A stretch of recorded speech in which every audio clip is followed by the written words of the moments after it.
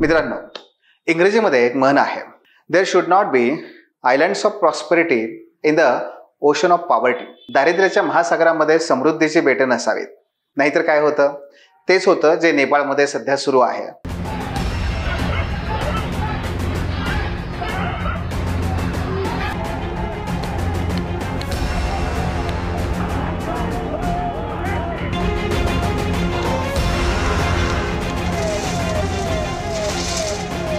नेपाळ सध्या अशांत आहे. नेपाळमध्ये अराजकाची परिस्थिती आहे. पण असं का होतंय? असं का झालं? या पाठीमागे नक्की या जेनझीचा काय रोल आहे? नेपो बेबी काय आहे? गव्हर्नन्सचा इश्यू कोणता आहे? नैतिकतेचे मुद्दे कोणते आहेत? हो, आपण ह्या सगळ्यांची चर्चा करूयात. माझं नाव अमोल घोडके. मी स्पर्धा परीक्षेमध्ये गेली 17 वर्ष विद्यार्थ्यांना मार्गदर्शन करतोय. अनेक विद्यार्थी IAS पासून डेप्युटी कलेक्टरपर्यंत विराजमान आहेत.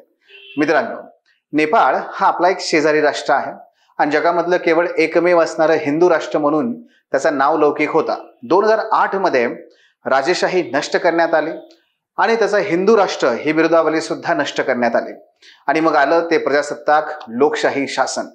मात्र या प्रजासत्ताक लोकशाही शासनाला नेपाळची घडी मात्र काही बसवता आली नाही आणि त्याचाच हा कुठेतरी उद्रेक आहे असं आपल्याला म्हणता येतं. पण याच्यामध्ये जी महत्वाची भूमिका निभावली आहे ती म्हणजे वय वर्ष 26 पेक्षा कमी वय असणाऱ्या ह्या तरुणांनी, ज्यांना जनरेशन झेड म्हणलं जातं. हे जनरेशन झेड म्हणजे कोण आहे? तर ज्यांचा जन्म 1996 ते 2006 पर्यंत झालेला आहे. या सगळ्यांना कुठेतरी आपण जनरेशन झेड म्हणत असतो. या जनरेशन झेडची भूमिका काय बरं? त्यासाठी थोडंसं आपल्याला पाठीमागे जावं लागेल. सोशल मीडियावरती आता आपल्या सर्वांना आपल्या भावना व्यक्त करता येतात. पण जेव्हा समाजामध्ये सगळीकडे अशांतता आहे, लोकांच्या मनात कुठेतरी तो असंतोष आहे, तो व्यक्त करण्याचं हे सर्वात महत्वाचं साधन आहे. त्याच्या माध्यमातून लोक व्यक्त होतात. सोशल मीडिया हे एक प्रकारे सेफ्टी वॉलचं काम करतं. हो, हाच तो ट्रिगरिंग पॉइंट आहे या सगळ्या घटनेमागचा. म्हणजे कसं? आपण प्रेशर कुकर आपल्या घरात माहिती आहे, त्या प्रेशर कुकरला एक शिट्टी असते बघा. जर समजा त्या प्रेशर कुकरमध्ये बरीचशी वाफ जमा होते, ती वाफ खूप जास्त प्रमाणात जमा झाली की त्या शिट्टीच्या माध्यमातून ती वाफ बाहेर पडते, म्हणजे सेफ्टी वॉल त्याला म्हणतात. जर समजा आपण त्या कुकरला शिट्टीच बसवली नाही तर काय होईल? ती वाफ त्या प्रेशर कुकरमध्ये प्रचंड मोठ्या प्रमाणात दाब निर्माण करेल आणि त्याला वाट नसल्या कारणाने तिचा विस्फोट होईल. तसंच झालं. मागच्या अनेक वर्षांपासून जे काही भ्रष्ट सरकार आहे किंवा अकार्यक्षम सरकार आहे त्याच्या विरोधातला जो काही राग आहे, संताप आहे, ही सगळी तरुण मंडळी सोशल मीडियाच्या माध्यमातून व्यक्त करत होती. पण सरकारने 4 सप्टेंबर रोजी या सगळ्या सोशल मीडियावरती बंदी घातली. झालं, असंतोषाचं माध्यमच बंद झालं. आता व्यक्त व्हायचं कुठे?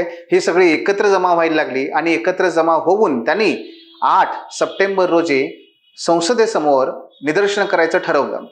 आणि ह्या सगळ्या आंदोलकांची एकच मागणी होती त्यावेळेस, ती म्हणजे या सोशल मीडिया प्लॅटफॉर्मवरची बंदी मागे घ्या. परंतु सरकारने ती मान्य नाही केली. उलट पोलिसांचा बळाचा वापर केला, ज्याच्यामध्ये जवळपास 19 विद्यार्थी मारले गेले. आणि आता मात्र तो जो सेफ्टी वॉल नसल्या कारणाने त्या प्रेशर कुकरचा भडका उडाला, जो विस्फोट झाला, तो आपल्याला दिसतोय. पुलिसने गोली मारा, चुन चुन के गोली मारा. उसने सीधा यहाँ पर मारा है, यहाँ पर मारा है, डायरेक्ट वो मर गया है. They are the murderers of our nation. This is very brutal. सर्वोच्च न्यायालय, संसद आणि अतिमहत्वाच्या व्यक्तींच्या घरांवरती हल्ले होऊन ती जमीनदोस्त करण्यात आली किंवा त्यांना आगी पेटवण्यात आल्या. या भडक्यामध्ये केवळ सत्ताधारीच नव्हे सत्ताचे, तर अगदी पूर्वीचे प्रधानमंत्री, त्यांच्या पत्नी यांना सुद्धा जबर मारहाण करण्यात आले. अगदी एका पंतप्रधानांच्या पत्नीला निधन सुद्धा त्यांचं झालेलं आहे. मित्रांनो, पण हे सगळं जो ट्रिगरिंग पॉइंट याच्या पाठीमागे बरीच मोठी एक आपल्याला काही कारणं सापडतात. यातलं पहिलं कारण आहे दारिद्र्य. 1995 मध्ये नेपाळमध्ये 90% जनता ही दारिद्र्य रेषेखाली होती, जी 2023 पर्यंत जवळपास 50% ते प्रमाण कमी झालंय. पण हे सरकारमुळे झालं नाहीये, सरकारच्या विकास कामामुळे नाही झालेलं आहे. हे झालं कशामुळे? तर जी नेपाळची 3 कोटी लोकसंख्या आहे त्यापैकी 8% लोक हे वेगवेगळ्या बाहेर देशामध्ये राहतात, काम करतायत आणि आपल्या मायदेशी पैसे पाठवतायत. आणि ह्या पैशामधून हे काय झालंय, दारिद्र्याचं प्रमाण कमी झालंय. पण ते अजूनही 50% आहे. का आहे ते? कारण रोजगार नाही आहेत. सर्वात महत्त्वाची इथे इंडस्ट्री होती ती म्हणजे टुरिझम इंडस्ट्री. पण टुरिझम इंडस्ट्रीसाठी लागणारं इन्फ्रास्ट्रक्चर डेव्हलप करण्यामध्ये नेपाळचं सरकार अपयशी ठरलं. जी काही बाहेरची गुंतवणूक येते त्यामध्ये सुद्धा प्रचंड मोठा भ्रष्टाचार हे त्याचं तिसरं कारण होतं. बरं, 2008 मध्ये या सर्व मंत्र्यांनी आणखी एक काम केलं होतं. ते म्हणजे जर भ्रष्टाचार किंवा या संबंधी काही प्रकरण जर कुठे चौकशी करायची असेल तर त्यापासून जे माजी पंतप्रधान आहेत किंवा अतिमहत्वाच्या व्यक्ती आहेत तर त्यांना इम्युनिटी देण्यात आली होती. म्हणजे त्यांना एक सुरक्षा कवच होतं, त्यांच्या विरोधात कुठली तक्रार चौकशीच होणार नाही. आणि म्हणून सुद्धा या तरुणांमध्ये एक नाराजीचा सूर होता की भ्रष्टाचार तुम्हीच करताय आणि तुम्हाला चौकशीपासून मुक्त ठेवण्यात आलंय, हे चुकीचं आहे. तुम्ही अकाउंटेबल असलं पाहिजे. म्हणजेच काय, तुम्ही जनतेप्रती उत्तरदायी असलं पाहिजे. मात्र उत्तरदायी असण्याचं सोडाच, सततची सरकार जी बदलतायत ते चौथं कारण आहे. जी सततची सरकार या ठिकाणी बदलत होती त्यामुळे राजकीय अस्थिरता होती. त्यामुळे जे प्रशासन आहे ते सुप्रशासन सोडा, प्रशासन सुद्धा नावाला त्या ठिकाणी नव्हतं. आणि ह्या सगळ्या कारणांमुळे इथे जो तरुणाईमध्ये जी एकूण लोकसंख्येत 20% लोकसंख्या 26 वर्षापेक्षा कमी वयाची आहे, प्रचंड असंतोष त्या ठिकाणी धुमसत होता. आणि याला आणखी एक कारण त्या ठिकाणी ठरलं ते म्हणजे पाचवं, नेपो बेबी. नेपो बेबी म्हणजे काय? नेपो हा नेपोटिझम या शब्दापासूनचा अपभ्रंश आहे किंवा शॉर्ट फॉर्म आहे.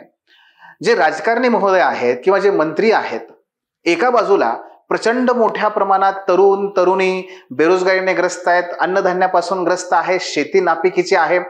आणि दुसरीकडे मात्र या मंत्री महोदयांची मुलं परदेशवाऱ्या करतात, उंची कपडे परिधान करतात, महागड्या गाड्या त्या ठिकाणी फिरवतात आणि ते सगळे ते सोशल मीडियावरती पोस्ट पण करतात.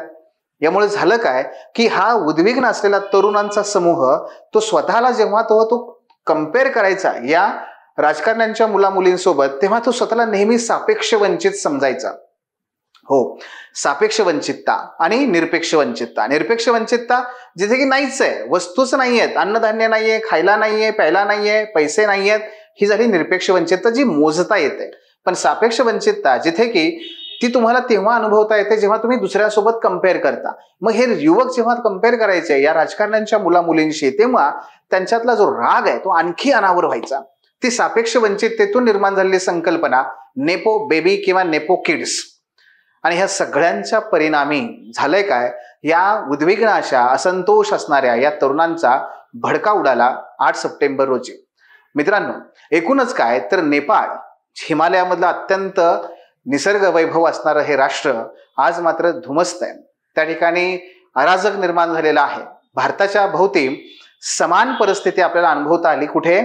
बांगलादेशमध्ये. बांगलादेशमध्ये सुद्धा विद्यार्थ्यांनी एकत्र येऊन तेथील सरकार पाडलं आणि आता तेथे काळजीवाहू सरकार अस्तित्वात आहे. 2 देशांमध्ये आपण जर समान धागे जोडले तर मित्रांनो, सोशल मीडिया सामाजिक चळवळींना कशा प्रकारे प्रेरित करत आहे हे लक्षात येईल. सामाजिक चळवळींना नेत्याची आवश्यकता असते, पण ह्या दोन्ही देशांमध्ये आपल्याला पाहायला मिळेल कोणताही नेता नाहीये. नेता किंवा नेतृत्वाचं काम इथे सोशल मीडियाने केलं. सोशल मीडियावरती हे तरुण एकत्र आले, एकमेकांच्या भावना व्यक्त करतात, तिथून एकत्र आले. आणि दुसरा मुद्दा कोणता आहे तो म्हणजे सापेक्ष वंचितता. निरपेक्ष वंचिततेपेक्षा सापेक्ष वंचितता ही अधिक प्रभावी ठरते सामाजिक चळवळी घडून येण्यामध्ये. मात्र असा आगीमध्ये धुमसत असलेला नेपाळ भारताला निश्चितच परवडणारा नाहीये. आणि या राज्यामध्ये किंवा या देशामध्ये लवकरच शांतता प्रस्थापित होणं हेच आपल्यासाठी गरजेचं आहे. धन्यवाद. Thanks for watching. If you found this video valuable, don't forget to like, share and subscribe our channel. The Officer, your personal mentor.